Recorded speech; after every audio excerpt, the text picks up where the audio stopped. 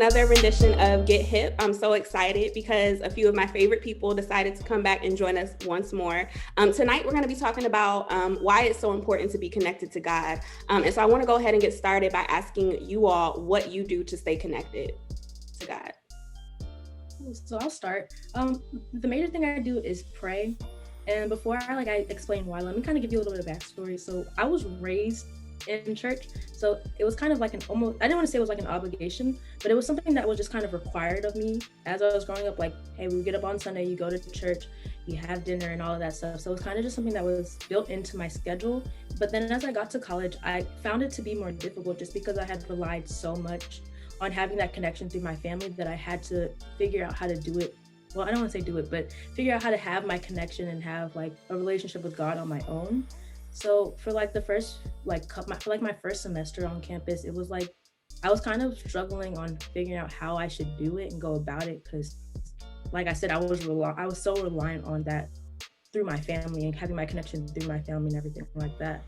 But and things got really challenging for me. So I think that's one of the reasons I came back. I don't want to say I strayed away, to say the least.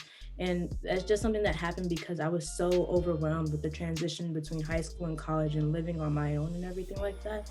I don't know if it's the same for everybody else, but I know for me that I found myself relying less on my faith and kind of trying to rely more on myself, and not something I really recommend. It became really difficult for me to just kind of balance everything out on my own. So I would say that's kind of what started my own relationship with God. So I would say definitely praying was the main thing that I did.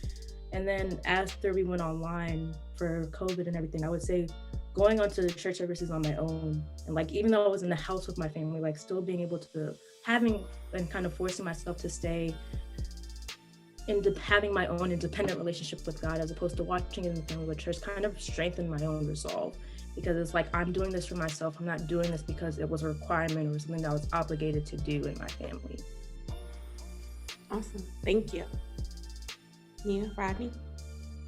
I actually have a very similar story to Selah. I definitely did steer away from the church for a while. I felt like I was invincible and I could kind of figure out things on my own. I would say my freshman year, and I just didn't have that connection. And I can say now that I have rebuilt that connection with the Lord, that was not the smartest decision.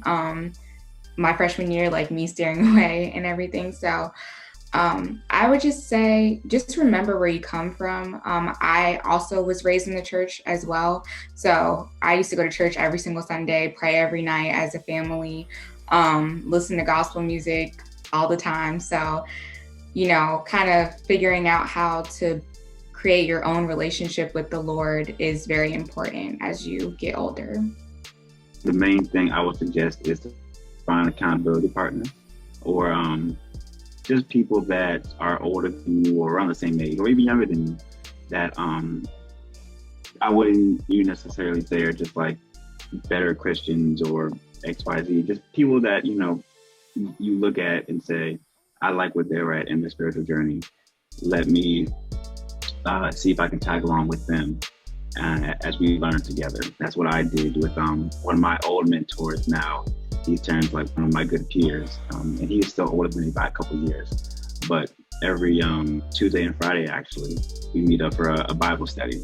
And, it's just three of us. It's me, him, and another guy who's teaching the Bible study. And we can get it in there for an hour and a half, 2 hours or so. We talk about what we're learning. We talk about our day. We talk about how that translates our day into what we're learning. So that's been a blessing for me, definitely, since COVID has happened. And just the advice for the to-be college students, I would say, lock in on a church, not as soon as you get to college, because you got to test out different places, but as soon as possible, test out different churches, ask around, see what's going on there, because that is extremely valuable when you're down in a place that you may not be familiar with. When you come to a different environment that's anywhere from 5,000 to 6,000 miles away from home, or however far California is from here, it's valuable to have God there with you. Awesome. So I heard kind of like a common trend between you guys about shifting from habit, like you all said you were raised in the church, and so how important it is to shift from like doing things out of habit or repetition versus actually cultivating and developing a real relationship, a real personal relationship with God. And so I just want to hear from you guys about why that matters. Like, why is it so important to stay connected now? You've listed some of the different ways, and I'm thankful. Those are awesome ways to stay connected to God. But so just refresh our memories or enlighten some persons that might not already be aware as to the importance of being connected to God in the first place. Like, why does that matter? For me, it gives me the energy to keep going. I kind of faced a really dark time during my freshman year, like with isolation and stuff, like, well, not isolation, but it was hard for me to connect with other people. So for me, having that relationship with God kind of gave me the motivation to keep going instead of just kind of giving up on everything that I had worked so hard for. Like, for me, it was just like, you got this. There's somebody in your corner always fighting for you. So you need to keep fighting as well, because like, this is the path that you're supposed to be on. Otherwise, you wouldn't be in this position that you were in. So that's why it's kind of like a mental game almost. So I always keep it in the back of my head. Like, keep going, keep pushing. There's always someone in your corner. This is the path you're supposed to be on. Don't forget it. Like, you got to stay strong in the end. Yeah, I agree with Selah. Just kind of reminding yourself that, you know, when you're feeling lonely or if you feel like nobody's there for you, God is always there for you, and just kind of having that as like a motivator to like keep pushing and keep going forward. Because again, life is rough. You go through different phases in life where you feel super happy, and then there's other phases where you feel super down and you feel like nobody's there for you. So I feel like it's just very important to always have that in the back of your mind, that there's always somebody there for you. And for me, I just find, in addition to everything that they said, you know, God being like the person that's there for you when almost nobody else is there for you, it adds a sense of comfort and like joy to your, you know, regularly scheduled day. You know, even if you aren't like down in the dumps and you're having kind of like a mellow day, there's a difference between, you know, having like a good day without God, having a good day with God. I have found to be the case.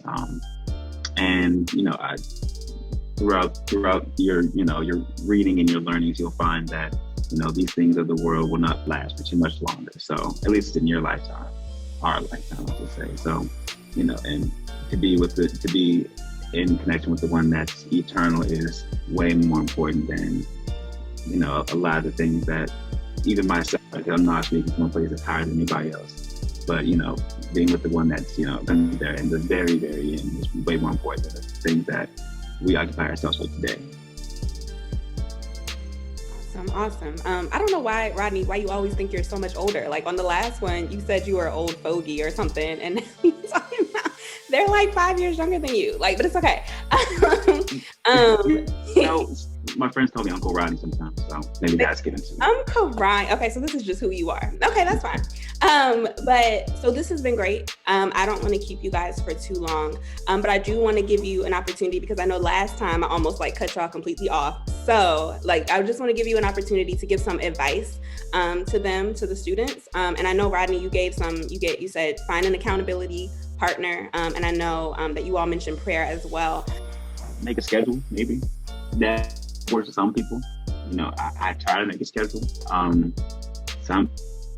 for the most part, stick to it. You know, they say it takes like 66 days for a person to build a habit, and like a couple of extra months for it to become routine or something like that. You can look up the quote or however that works, but you know, just, you know, commit just some time to, you know, doing something God related. You know, if you spend, and I'm looking at my PS5 right now, if you spend an hour and a half on video games, you know, just work to maybe shorten that time and increase God time incrementally. Of course you can't just toss something cold turkey. You can try, and you may end up going back to it, but you know, just try incrementally, just trying to like cut out certain things and implementing God in your life, and you'll see the benefits of that, even at, you know, your age. Because I mean, It doesn't matter what age you are, you still go through stuff, and it's still rough no matter what. So